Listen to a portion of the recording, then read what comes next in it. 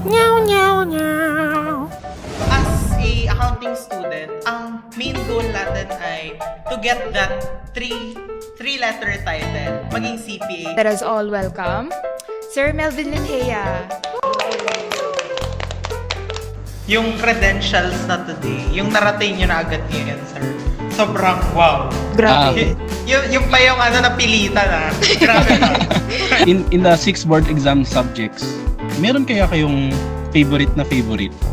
Ang hirap po nung favorite na favorite. Pwede, kasi baka matanong kami ng mga question. Yun naman. Ready na isa kung anong subject yung itatanong niya sa atin. Na-pressure agad. So, ibig sabihin, kung may boplax ako, may mas boplax pa sa akin. Naturuan ko siya.